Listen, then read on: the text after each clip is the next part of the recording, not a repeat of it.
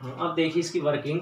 Working में ये होगा कि यहाँ पे टर्मिनल T1 और T2 से हम ये टर्मिनल इससे इस यहाँ से हम करंट भेजेंगे ऐसे आई, और यहाँ से करंट वो वापस आएगा। जैसे गैल्वेमीटर में जो टर्मिनल होते हैं वहाँ से हम वायर को जोड़ देंगे। किसी भी सर्किट में जैसे हमें गैल्वेमीटर जोड़ना है तो क्या करेंगे, इसके एक एंड से और ये दूसरे एंड से जोड़ देंगे।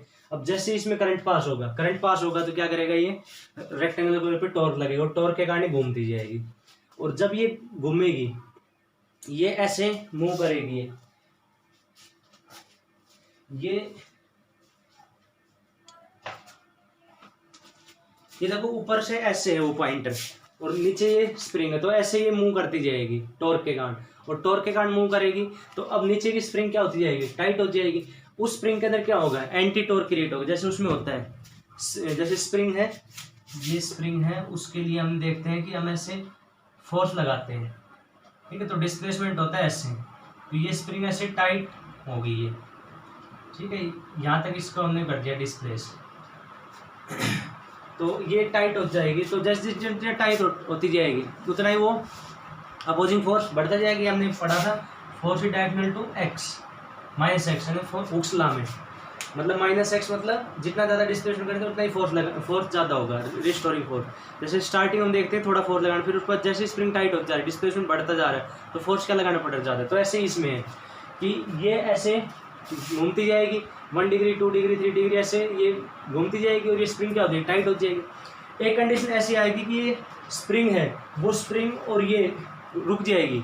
जैसे हम गाड़ी में चाबी भरते हैं उसमें खिलौने में, तो ऐसे चाबी भरते जाते हैं तो हम देखते हैं कि वो टाइट होती जाती है और एक स्टेज ऐसी आएगी वो रुक जाएगी।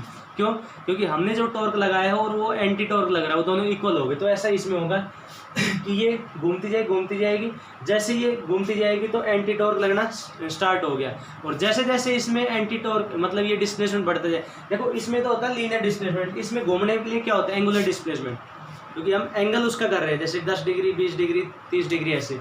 तो जैसे जैसे एंगुलर डिस्प्लेसमेंट बढ़ता जाएगा तो टॉर्क क्या हो जाएगा, उसका इंक्रीज हो जाएगा। तो वहाँ पे फोर्स है, यहाँ पे क्या आ जाएगा टॉर्क, और ये किसके हो जाएगा, डायरेक्ट थीटा के। थीटा क्या होता है, एंगुलर डिस्प्लेसमेंट, ठीक है। तो वर्किंग इसकी ये होगी कि हम इसमें से करंट पास करेंगे, करंट पास करते ही जो यहाँ पे कोयल है उसके ऊपर टॉर्क लगेगा और टॉर्क के कारण घूमेगी। जैसे ही टॉर्क उसके ऊपर लगेगा घूमेगी तो उस घूमने के कारण स्प्रिंग टाइट हो जाएगी, और स्प्रिंग क्या क्रिएट करेगी, एक एंटी टॉर्क, और वो एक स्टेज ऐसी आएगी कि वो एंटी टॉर्क और इसका टॉर्क वो दोनों क्या हो जाएंगे, इक्वल हो जाएंगे, ठीक है। तो ये वर्किंग है। तो इसमें लिखो वर्किंग में लिखो when terminal T1 and T2 are connected, and terminal T1 and T2 are connected in the circuit, then current is flowing, then current flows, ये लिखना, then current flows and the coil rotates due to torque, and the coil rotates due to torque, and the coil rotates due to torque. As the coil rotates, the spring gets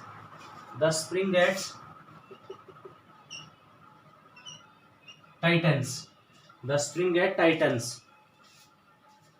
gets tightens because it create anti-torque.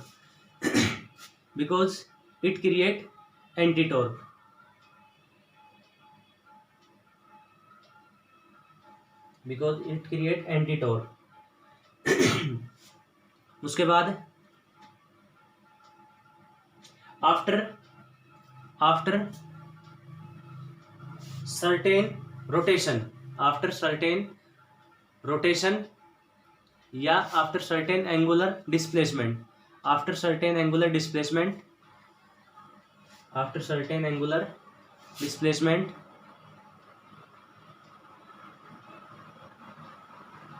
the coil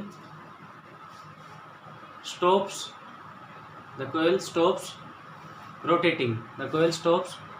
rotating. rotating because torque in the coil and anti-torque in the coil and anti-torque in the spring becomes equal. Torque in the coil and anti-torque in the spring becomes equal. And the pointer stops. क्योंकि ये pointer किस साथ connect है, उसके साथ connect है rectangular, उसके कोयल के साथ ही, तो ये जब घूमेगा तो पॉइंटर घूमेगा, और जब ये कोयल रुक जाएगी तो पॉइंटर रुक जाएगी. And the pointer stops at a fix value in the scale. ये यहाँ पे रुक गया, जैसे ये घूम के आ गया ऐसे, सपोज करो ये घूम गया ऐसे, तो ये ऐसे यहाँ पहुँच गया, तो यहाँ हम इसको देख लेंगे वैल्यू. पहले था ऐसे, ये था ऐसे, तो ये जब ऐसे ऐसे घूम गया तो ये भी घूम गया इतना. The pointer stops at a fix value in the indicator and we measure the current. ठीक है, देखो करंट कैसे, अब ये कैसे, इसके अंदर 0 1 2 हम कैसे लिख देते हैं. उसका ये है कि जैसे हमने यहाँ पे हमें पता था कि इसमें से जो करंट जा रहा है वो हमें यहाँ पता है. सपोज करो हमें उसकी वैल्यू पता है, वो है 1 माइक्रो एम्पियर. सपोज करो 1 माइक्रो एम्पियर है, तो 1 माइक्रो एम्पियर इसमें से फ्लो किया, और 1 माइक्रो एम्पियर के कारण ये क्या होगा, इसके ऊपर टॉर्क लगेगा, और टॉर्क के कारण क्या होगा, ये कोयल ये घूमेगी, और कोयल जब घूमेगी तो स्प्रिंग टाइट हो जाएगी, वो एंटी टॉर्क क्रिएट करेगी, और एक स्टेज ऐसे आएगी जब दोनों रुक जाएंगे, क्योंकि टॉर्क और एंटी टॉर्क दोनों इक्वल हो जाएंगे. तो अब जैसे ये यहाँ रुकी, तो हमने फिर उसमें ये लिख दिया ये 1 माइक्रो एम्पियर है. तो ऐसे कैलिब्रेशन करते हैं, मतलब उसको स्टैंडर्ड करते हैं ऐसे कि हमने देखो ये तो कब था 0 जब कोई करंट पास नहीं हो रहा था. अब हमने नॉन वैल्यू करंट पास की 1 माइक्रो एम्पियर, तो 1 माइक्रो एम्पियर के ऊपर ये इतना, ये तो था पॉइंटर, ये इतना चला, तो हमने यहाँ पे वो कर दिया नोट 1 माइक्रो एम्पियर. सपोज ये चला 10 डिग्री, ठीक है, फिर 20 डिग्री पे हम लिख देंगे 2 माइक्रो एम्पियर, 30 डिग्री पे 3 माइक्रो एम्पियर. ठीक है, ये पैटर्न सा बन गया. तो ऐसे हम यहाँ पे कैलिब्रेशन इसके करते हैं. तो यहाँ पे जैसे हमने इसमें से करंट, अब उसमें से कितना करंट पास करो, हम यहाँ पे जैसे पुट कर चुके हैं 0 1 2 3. ठीक है, वो हमने एक बार नॉन वैल्यू ली करंट की, जो हमें पता था कंफर्म, उसकी पता था वैल्यू की 1 माइक्रो एम्पियर ही इसकी, तो उससे हमने देख लिया कि ये कितना करती है डिफ्लेक्ट, वहां पे लिख दिया 1 माइक्रो एम्पियर. ठीक है, मान लो 10 डिग्री कर रही है तो 10 डिग्री पे 1 माइक्रो एम्पियर, फिर 20 डिग्री पे 2 माइक्रो एम्पियर, 30 डिग्री पे 3 माइक्रो एम्पियर. तो ऐसे वैल्यू हमने ऐसे यहाँ स्केल के ऊपर यहाँ मार्किंग हमने कर दी. ठीक है, तो यहाँ पे करंट किससे मेजर हम कर रहे हैं, यहाँ पे करंट किससे मेजर कर रहे हैं, करंट हम एंगल से कर रहे हैं मेजर एक्चुअल में, तो लेकिन हमने लिख उसको क्या दिया 1 माइक्रो एम्पियर, क्योंकि लिखना तो हमारा काम उसमें. ठीक है, एंगल भी हम लिख सकते थे यहाँ 0 डिग्री 10 डिग्री 30, तो हमने 10 डिग्री को क्या उसमें क्या नाम दे दिया 1 माइक्रो एम्पियर, और 20 डिग्री क्या दे दिया 2 माइक्रो एम्पियर, क्योंकि कैलिब्रेशन करना हमारे हाथ में, उसको हम जैसे यहाँ पे कुछ भी इसके ऊपर लिख सकते हैं, तो हमने यहाँ पे ऐसे कर देते हैं कैलिब्रेशन. तो ऐसे हम यहाँ पे ये ऐसे वर्क करता है. ठीक है, तो ये होगी इसकी वर्किंग. अब कैलकुलेशन पार्ट इसका.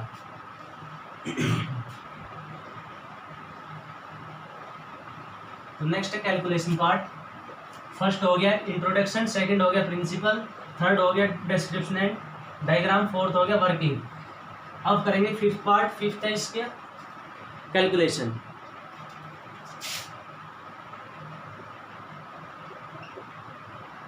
कैलकुलेशन पार्ट है.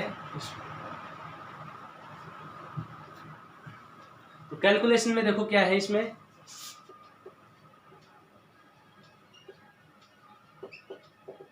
कैलकुलेशन में when coil stops to rotate, जब वो स्टॉप कर देती है रोटेट करना, तो उस टाइम क्या होता है, torque in the coil equal होता है किसके, anti torque by the spring, या anti torque in the spring, तो वो इक्वल हो जाएगा. तो टॉर्क इन द कोयल तो हमने कैलकुलेट किया था, रेडियल मैग्नेटिक फील्ड कितना था NBIA. ठीक है, और साइन थीटा वो कितना हो गया, theta 90 degree due to radial magnetic field. Anti torque का फॉर्मूला क्या होता है, अब देखो स्प्रिंग जैसे टाइट होती है, तो उसमें हमने पढ़ा था कि जैसे स्प्रिंग ये है, ऐसे स्प्रिंग है, तो इस स्प्रिंग में हम फोर्स लगा, तो फोर्स डायरेक्शनल प्रोपोर्शनल होता है किसके, एक्स के. ठीक है। और वो माइनस इसमें क्या बताता है, मतलब डायरेक्शन, तो माइनस तरफ बताता है डायरेक्शन, मतलब फोर्स डायरेक्शनल टू एक्स। तो इसमें भी क्या होगा, फोर्स से क्या आ जाएगा, टॉर्क, क्योंकि ये स्प्रिंग यहाँ लीनियर मोशन नहीं कर रही, ये जो स्प्रिंग है तो क्या होती जा रही है, टाइट होती जा रही है, वो घूमती जा रही है। इसमें स्प्रिंग घूम नहीं रही, वो क्या हो रही है, लीनियर मोशन कर रही है। तो लीनियर मोशन में फोर्स होता है वो डायरेक्शनल हो जाएगा इसके डिस्प्लेसमेंट के। अब रोटेट कर रही है तो क्या हो जाएगा, फोर्स देगा टॉर्क, और एक्स क्या है वहां पे लीनियर डिस्प्लेसमेंट, यहाँ क्या आ जाएगा, एंगुलर डिस्प्लेसमेंट। अब एंगुलर डिस्प्लेसमेंट हमने मान लिया फाई, कि हमने मान लिया कि वो फाई एंगल, जैसे देखो वो पॉइंटर के साथ था कनेक्ट, ये पॉइंटर है इसके साथ कनेक्ट, ऐसे ऐसे ये पॉइंटर, ठीक है। तो ये ऐसे घूमी, ऐसे घूम रही है ये, तो ऐसे जैसे इसमें से करंट पास किया, अब पॉइंटर है जीरो पे, सपोज करो ये पॉइंट है जीरो, ठीक है। ये जैसे हम ऊपर से उसको देख रहे हैं तो ये जीरो हो गया। अब जैसे हमने करंट पास किया तो ये क्या करेगी, ये रोटेट करने लगी, तो पॉइंटर भी आगे तरफ बढ़ने लगी, ये रोटेट करने लगी, तो इसमें स्प्रिंग टाइट होती है। अब यहाँ जाके स्प्रिंग ने रोक दिया, क्यों, क्योंकि टॉर्क इसमें जो था वो टॉर्क इसके क्या हो गया, एंटी टॉर्क के इक्वल। तो उस टाइम तक ये फाई एंगल करेगी रोटेट, फाई इसका क्या हो गया, एंगुलर डिस्प्लेसमेंट। देखो पहले जैसे, पहले ये घूमी थी ऐसे, पहले ये ऐसे घूमी थी, जैसे ये हो गया जीरो पे, तो 1 डिग्री घूमी, एंटी टॉर्क हुआ क्रिएट, लेकिन एंटी टॉर्क इतना नहीं था, इसके टॉर्क को क्या करते, बैलेंस कर दे। क्यों, क्योंकि टॉर्क डायरेक्शनल होता है किसके, फाई के, मतलब जितना ज्यादा एंगल बढ़ेगा उतना ही एंटी टॉर्क क्या होगा, बढ़ेगा। इसमें था कि जितना ज्यादा डिस्प्लेसमेंट वो स्प्रिंग उतनी टाइट होती जाएगी। तो ऐसे ही इसमें है, जितना ज्यादा उसके अंदर वो टर्न कर दे वो टाइट होती जाएगी। तो अब जैसे करंट के कारण टॉर्क लग रहा है NIAB, तो ये ऐसे घूमती गई स्प्रिंग टाइट होती गई। तो जैसे 1 डिग्री घूमी, 2 डिग्री, 3 डिग्री, और यहाँ पे 5 डिग्री ये घूम गई, उस टाइम एंटी टॉर्क और टॉर्क क्या हो गया, इक्वल। तो इसका मतलब हो गया एंटी टॉर्क और टॉर्क इक्वल हो गए, तो अब ये अभी इक्विलिब्रियम आ गया। और कौन सा है ये इक्विलिब्रियम, ये इक्विलिब्रियम है एंगुलर इक्विलिब्रियम। लीनियर क्या होता है, लीनियर इक्विलिब्रियम, कि जब कोई भी चीज़ लीनियरली मूव नहीं करे। तो इसमें ये कौन सा आ गया, एंगुलर। अब ये एंगुलर, इसमें एंगल भी नहीं बन रहा कोई, तो अब उस टाइम ये घूम गई फाई। तो टॉर्क का जो फॉर्मूला आएगा वो कितना आएगा, टॉर्क इज इक्वल टू, अब जैसे यहाँ पे कांस्टेंट क्या यूज करते थे हम, K5, तो यहाँ स्प्रिंग कांस्टेंट हम यूज करें K5, तो उस टाइम टॉर्क कितना को एंटी टॉर्क कितना हो गया, K इंटू 5, ठीक है। ये इसमें हमें ध्यान रखना है, क्योंकि वो ऐसे वो करी रोटेट, 1 डिग्री घूमी, 2 डिग्री, फिर 5 डिग्री घूम गई, तो 5 डिग्री पे टॉर्क कितना हो गया, torque is equal to K5, जैसे हमने उसमें पढ़ा था F is equal to KX, ठीक है। और माइनस तो सिर्फ उसमें बताता है डायरेक्शन, तो K क्या था, स्प्रिंग कांस्टेंट, X क्या था, उसमें लीनियर डिस्प्लेसमेंट, यहाँ पे क्या हो जाएगा, एंगुलर डिस्प्लेसमेंट। तो torque is equal to K5, तो यहाँ पे हम I क्यों निकालते हैं वैल्यू, तो I की जो आएगी वैल्यू कितनी आएगी, वो K/NBA इंटू 5। अब देखो इसमें यहाँ पे K क्या है, जो नीचे हम वो ले रहे थे स्प्रिंग, वो स्प्रिंग अगर हम वो स्प्रिंग का स्प्रिंग कांस्टेंट है, ठीक है। तो K उसमें जितना ज़्यादा होगा उतना ही करंट कम मेजर होगा, ठीक है। यहाँ पे यही बोल सकते हैं ये K क्या है, वो उस गैल्वेनोमीटर का ही पार्ट है, क्योंकि स्प्रिंग अगर हमने सॉफ्ट ले ली तो K की वैल्यू कम हो जाएगी, और हार्ड स्प्रिंग ले K की वैल्यू ज़्यादा होगी। मतलब ये K किस पे डिपेंड करता है, गैल्वेनोमीटर के जो मैन्युफैक्चरर पे। अब मैन्युफैक्चरर उसमें हार्ड स्प्रिंग लेगा तो K हो जाएगा ज़्यादा, और सॉफ्ट लेगा तो K कम हो जाएगा। N क्या है, वो नंबर ऑफ टन्स है उसके ऊपर जो फ्रेम के ऊपर अपने लपेटे थे, तो वो भी मैन्युफैक्चर का पार्ट हो गया। ये एक बार मैन्युफैक्चर कर दिया तो फिक्स होगी, K भी फिक्स हो गया, उसके अंदर एक बार स्प्रिंग जैसे यूज कर दी। B मैग्नेटिक फील्ड फिक्स हो गया, क्यों, क्योंकि एक बार उसमें मैग्नेट जो यूज कर दी वो फिक्स है उनका magnetic field. A area, frame का जो एरिया है वही कोयल का एरिया बनेगा, तो वो फिक्स हो गया। तो इसका मतलब ये सब चीजें, ये जो सब चीजें हैं वो गैल्वेनोमीटर के ऊपर कर रही डिपेंड, तो इसलिए इसको बोलते हैं हम गैल्वेनोमीटर कांस्टेंट, ठीक है। यहाँ पे हम लिखेंगे K, N, B and A are properties of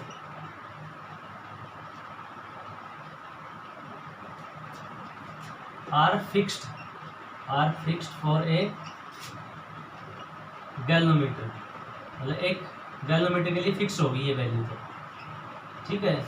hence G is galvanometer constant, इसलिए हम G को क्या बोलते हैं, गैल्वेनोमीटर कांस्टेंट बोलते हैं, ठीक है। तो I की वैल्यू आ गई G5, तो यहाँ से हम क्या लिखते हैं, I is directional to 5, constant को अगर हटाएंगे तो क्या हो गया, अब जितना ज़्यादा करंट जाएगा उतना ही वो घूमती जाएगी। जैसे 1 एम्पियर पे वो 10 डिग्री पे रुक गई, अब 1 माइक्रो एम्पियर पे 2 माइक्रो एम्पियर पे वो रुकी 20 डिग्री, क्योंकि अब टॉर्क क्या लगेगा ज़्यादा, तो एंटी टॉर्क भी ज़्यादा लगाना पड़ेगा उसमें। जैसे ये स्प्रिंग हमने हल्का सा फोर्स लगाया तो ये चली 5 सेंटीमीटर, और 5 सेंटीमीटर में हमारे फोर्स किसने बैलेंस कर दिया। ठीक है, अगली बार हमने और ज़्यादा फोर्स लगाया तो ये 10 सेंटीमीटर वही बैलेंस। ठीक है, तो ऐसे ही उसमें है कि जितना ज़्यादा करंट होगा उतना ही टॉर्क वो लगेगा ज़्यादा, और उतना ही उसके अंदर डिफ्लेक्शन क्या होगा ज़्यादा। ठीक है, और डिफ्लेक्शन से हम इसको मेजर कर रहे हैं करंट को, और डिफ्लेक्शन की जगह हमने उसमें क्या पुट कर दिया था 1 माइक्रो एम्पियर, वो कैलिब्रेशन मैंने बताया था। तो यहाँ पे आई को किससे मेजर कर रहे हैं हम, फाई से मेजर कर रहे हैं। ठीक है, तो यहाँ जी की जगह हम क्या पुट कर सकते हैं, ये जी जो है यहाँ पे जी है K/N डी है। ठीक है, गैलोमीटर कांस्टेंट। तो ये कैलकुलेशन पार्ट हो गया इसका। उसके बाद है इसके अंदर सेंसिटिविटी। सेंसिटिविटी क्या होती है, सेंसिटिविटी ऑफ गैलोमीटर, गैलोमीटर की सेंसिटिविटी। तो ये 2 टाइप की होती है, एक तो होती है करंट सेंसिटिविटी। करंट सेंसिटिविटी क्या होती है, देखो जैसे एक गैलोमीटर हमने लिया, उसमें करंट पास किया हमने, जैसे 1 माइक्रो एम्पियर से जोड़ दिया, 1 माइक्रो एम्पियर से हमने उसको जोड़ा, तो वो डिफ्लेक्ट किया मान लो 5 डिग्री किया डिफ्लेक्ट, 1 माइक्रो एम्पियर पे 5 ही किया हो। दूसरा हम लेके आए गैलोमीटर, वो 1 माइक्रो एम्पियर पे 10 डिग्री कर रहा है, तो कौन ज़्यादा वो कर रहा है सेंस, एक में तो डिफ्लेक्शन 5 डिग्री बिल्कुल हल्की सी, और एक में 10 डिग्री, मतलब वो जो दूसरे वाला वो उसको क्या कर रहा है, वो ज़्यादा सेंस कर रहा है। तीसरा लेके आए वो करता है मान लो जैसे 7 डिग्री, चौथा लेके आए वो 8 डिग्री। ठीक है, तो डिफ्लेक्शन जिसकी ज़्यादा होगी वही उसकी सेंसिटिविटी क्या है, ज़्यादा। तो हम इसमें क्या करेंगे, सब गैलोमीटर जिनके हम सेंसिटिविटी चेक करें तो उसमें क्या करेंगे, उसमें यूनिट करंट पास कर दो, यूनिट करंट पे जितनी डिफ्लेक्शन होगी ज़्यादा वही उसकी क्या होगी, करंट सेंसिटिविटी। तो करंट सेंसिटिविटी क्या होगी, deflection per unit current, deflection per unit current is called current sensitivity।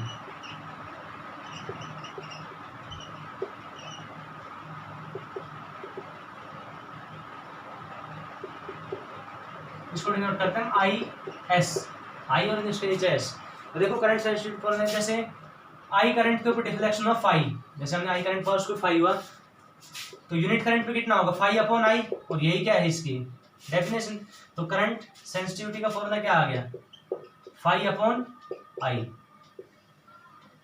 ठीक है, पुट करते हैं वैल्यू, फाई की वैल्यू हमें हम ये यहाँ से पुट कर देंगे फाई की वैल्यू। देखो फाई की वैल्यू क्या आएगी, NBIA/K यहाँ से, तो IS is equal to NBIA/K, और इसके साथ नीचे I है, देखो ये रहा फाई, देख क्या हो जाएगा NBIA/K नीचे आ जाएगी, तो NBIA/K, तो I से I कैंसिल, तो करंट सेंसिटिव क्या आ गई NBA/K। तो अब इसमें ये देखते हैं हम करंट सेंसिटिविटी किसके ऊपर डिपेंड करती है। तो करंट सेंसिटिविटी डिपेंड्स, तो इसमें हम लिखेंगे नंबर ऑफ टर्न्स इंक्रीजेज, ये नोट कर लो, इसमें करंट सेंसिटिविटी की फॉर्मूला आ गया NBA/K। ठीक है, ये करंट सेंसिटिव फॉर्मूला आ गया NBA/K। अब उसमें लिख लो current sensitivity can be increase by, current sensitivity can be increase, तो इंक्रीज किससे होगी, तो इसमें लिखो ऐसे पॉइंट, ऊपर लिखो current sensitivity can be increase by, तो पहला point increasing number of turns, increasing number of turns, number of turns मतलब जो उसमें फ्रेम पे लपेटी थी, एक टर्न होगी फिर 2 3 वो टर्न जो लपेट रहे थे, इंक्रीजिंग नंबर ऑफ टर्न्स। और दूसरा है इंक्रीजिंग ये बी को इंक्रीज कैसे करेंगे, स्ट्रॉन्ग मैग्नेट यूज करके, तो by using strong magnets so that B is strong, ताकि बी की वैल्यू क्या हो, स्ट्रॉन्ग हो। और तीसरा एरिया हम कैसे, तो इसमें क्या by increasing area, increasing the area of the coin, और ये फोर्थ है के जितना होगा ज़्यादा उस करंट सेंसिटिविटी नहीं कम होगी, तो के की वैल्यू क्या होनी चाहिए कम, और के कम होगा स्प्रिंग कैसे यूज करें, सॉफ्ट स्प्रिंग क्या के कम होगा, तो इसलिए फॉस्फर ब्रॉन्ज की स्प्रिंग यूज करते हैं, वो सॉफ्ट स्प्रिंग होती है, जो घड़ी के अंदर स्प्रिंग होती है छोटी छोटी वो बिल्कुल सॉफ्ट होती है। तो इसमें क्या होगा, इसमें डिक्रीजिंग द वैल्यू ऑफ के, so soft spring can be used, इसलिए हम सॉफ्ट स्प्रिंग इसमें यूज कर सकते हैं। तो ये इसमें कंसेप्चुअल क्वेश्चन ये बन सकते हैं कि गैलोमीटर करंट सेंसिटिविटी किस किस पे डिपेंड करती है। तो नंबर ऑफ टर्न्स बढ़ा दो, मैग्नेटिक फील्ड कैसे बढ़ाएंगे, स्ट्रॉन्ग मैग्नेट यूज करके, एरिया कैसे बढ़ाएंगे, जो फ्रेम ले रहे हैं, फ्रेम उसका ले लेंगे बड़े एरिया, तो उससे कोयल का एरिया भी ज़्यादा होगा। और चौथा के की वैल्यू कम से कम कैसे रखेंगे, सॉफ्ट स्प्रिंग यूज करके। ठीक है, तो ये हो गया करंट सेंसिटिविटी। दूसरी आती है इसमें वोल्टेज सेंसिटिविटी।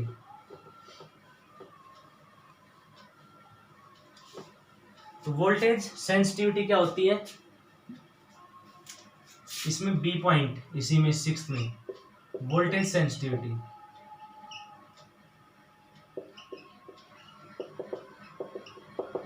इसको डिनोट करते हैं VS से। तो वोल्टेज सेंसिटिविटी क्या होगी, इसमें क्या था, अब इसमें डिफ्लेक्शन पर यूनिट वोल्टेज हो जाएगा। जैसे हमने 1 माइक्रो वोल्टेज दी करंट, ठीक है, 1 मिली वोल्टेज दी, तो उसमें कितना डिफ्लेक्शन हो रहा है, अलग अलग वो लिखा है गैलोमीटर, तो किस में कितना कितना हो रहा है डिफ्लेक्शन, तो जिसमें ज़्यादा डिफ्लेक्शन होगा वो ज़्यादा सेंसिटिव है, तो वही हो जाएगी इसमें डिफ्लेक्शन पर यूनिट, इसमें आ जाएगा voltage per unit voltage is called voltage sensitivity.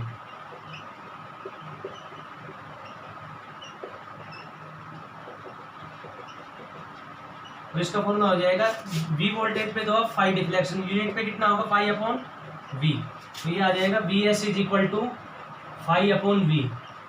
5 की वैल्यू अब जैसे इसमें V की जगह पुट कर देंगे I/R, V क्या होता है I × R। अब 5/I की वैल्यू हमें पता ही है क्या है, करंट सेंसिटिविटी है ये IS/5, तो यहाँ पे क्या पुट कर देंगे IS/R। अब IS की वैल्यू अगर इसमें पुट करें तो क्या हो जाएगा NBA/K × R। तो इसमें भी वोल्टेज सेंसिटिविटी किस किस पे करती है डिपेंड। तो देखो ये पहला पॉइंट के अंदर होगा चेंज, बाकी ये पॉइंट सेम रहेगा, by using strong magnet, same as it is लिखना है point. Increasing the area of the कोयल,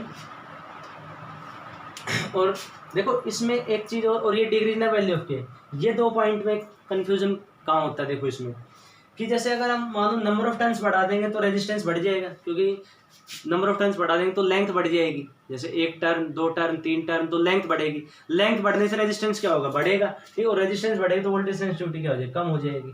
तो इसका मतलब ये होगा नंबर ऑफ टर्न्स अगर हमने बढ़ाए तो वोल्टेज सेंसिटिविटी एक तो क्या कर रहा है, एक तो डिक्रीज कर रहा है और एक क्या कर रहा है इंक्रीज। जैसे नंबर ऑफ टर्न्स बढ़ाने से वोल्टेज सेंसिटिविटी क्या होगी इंक्रीज, लेकिन उससे रेजिस्टेंस बढ़ जाएगा तो वोल्टेज सेंसिटिविटी क्या हो जाएगी डिक्रीज। तो कोई ऐसा रास्ता उसमें ढूंढे कि वोल्टेज सेंसिटिविटी इंक्रीज हो जाए, तो हम क्या करेंगे increasing the number of turns and using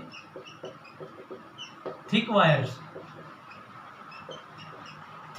use करेंगे। थिक करेंगे तो एरिया क्या हो जाएगा वायर का, देखो ये एरिया अलग है, इसमें ये जो कंफ्यूजन पॉइंट है, ये एरिया किसका है, ये एरिया है इसका कोयल का एरिया, ये यहाँ लिख लेंगे एरिया ऑफ द कोयल ये पूरी, और वो जो एरिया हो रहा है वो बात हो रही है किसकी, इसके ऊपर जो तार लपेट रहे हैं उसका एरिया, जो इसके ऊपर तार हम लपेट रहे हैं उसका एरिया। तो इसलिए वो थिक वायर यूज करेंगे, क्योंकि थिक वायर यूज करेंगे तो रेजिस्टेंस क्या हो जाएगा। अब थिक वायर हमने काफ़ी टर्न की यूज़ कर ली, तो काफ़ी टर्न की यूज़ करेंगे तो वोल्टेज सेंसिटिविटी इंक्रीज हो जाएगी, और थिक यूज़ करेंगे तो रेजिस्टेंस क्या हो जाएगा उसका कम हो जाएगा, इसलिए वोल्टेज सेंसिटिविटी क्या होगी इंक्रीज। तो increase number of turns and using thick wires, बस ये चेंज होगा, बाकी इसमें सेम। ध्यान रखना ये एरिया अलग है, ये एरिया है कोयल का एरिया, उसका जो फ्रेम है उसका एरिया, और ये है एरिया किसका, जो उसके ऊपर तार लपेट रहे हैं उसकी थिकनेस, ठीक है। तो ये हो गया वोल्टेज सेंसिटिविटी। तो this is all about moving coil galvanometer, first introduction, second principle, third description and diagram, fourth इसकी वर्किंग, और फिफ्थ कैलकुलेशन और 6 सेंसिटिविटी। ठीक है, तो छः के 6 पॉइंट इंपॉर्टेंट है। एग्जाम में पूरा पूछ सकते हैं कि इसका मूविंग कॉइल गैलोमीटर की पॉइंट लिखो, या इसमें ये पूछ सकते हैं इसके बीच के, जैसे उसमें प्रिंसिपल पूछ लिया, या रेडियल मैग्नेटिक फील्ड क्यों यूज़ करते हैं। ठीक है, तो ऐसे इसमें क्वेश्चन पूछ सकते हैं। तो ये कंप्लीट हो गया मूविंग कॉइल गैलोमीटर। इंपॉर्टेंट है, तो इसको अच्छे से एक बार करना। अगर कुछ भी नहीं आया समझ में तो फिर मेरे से पूछ सकते हैं। Thank you.